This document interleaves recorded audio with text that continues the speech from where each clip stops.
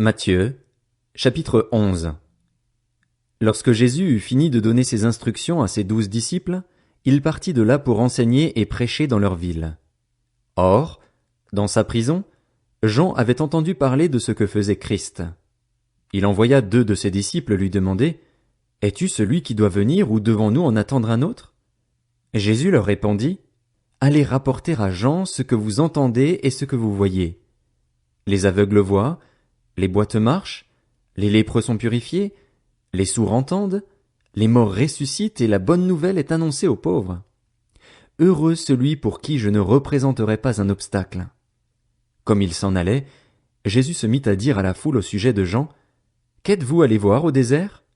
Un roseau agité par le vent? Mais qu'êtes-vous allé voir? Un homme habillé de tenues élégantes? Ceux qui portent des tenues élégantes sont dans les maisons des rois. Qu'êtes-vous donc allé voir? Un prophète? Oui, je vous le dis, et plus qu'un prophète, car c'est celui à propos duquel il est écrit, « Voici, j'envoie mon messager devant toi pour te préparer le chemin. » Je vous le dis en vérité, parmi ceux qui sont nés de femmes, il n'est venu personne de plus grand que Jean-Baptiste. Cependant, le plus petit dans le royaume des cieux est plus grand que lui. Depuis l'époque de Jean-Baptiste jusqu'à présent, le royaume des cieux est assailli avec force, et des violents s'en emparent. En effet, tous les prophètes et la loi ont prophétisé jusqu'à Jean. Si vous voulez bien l'accepter, c'est lui, l'Élie, qui devait venir. Que celui qui a des oreilles pour entendre entende. À qui comparerai-je cette génération? Elle ressemble à des enfants assis sur des places publiques et qui s'adressent à d'autres enfants en disant « Nous vous avons joué de la flûte et vous n'avez pas dansé.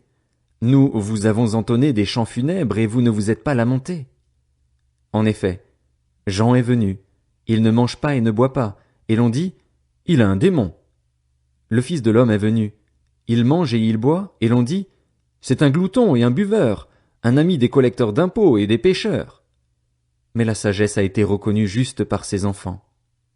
Alors Jésus se mit à faire des reproches aux villes dans lesquelles avaient eu lieu la plupart de ses miracles, parce qu'elles n'avaient pas changé d'attitude.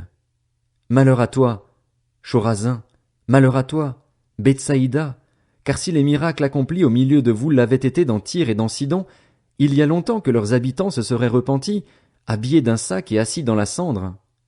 C'est pourquoi je vous le dis, le jour du jugement, Tyr et Sidon seront traités moins sévèrement que vous. Et toi, Capernaüm, seras-tu élevé jusqu'au ciel? Non. Tu seras abaissé jusqu'au séjour des morts, car si les miracles accomplis au milieu de toi l'avaient été dans Sodome, elles subsisteraient encore aujourd'hui. C'est pourquoi je vous le dis, le jour du jugement, le pays de Sodome sera traité moins sévèrement que toi. À ce moment-là, Jésus prit la parole et dit, « Je te suis reconnaissant, Père, Seigneur du ciel et de la terre, de ce que tu as caché ces choses aux sages et aux intelligents et les as révélées aux enfants. Oui, Père, je te suis reconnaissant car c'est ce que tu as voulu.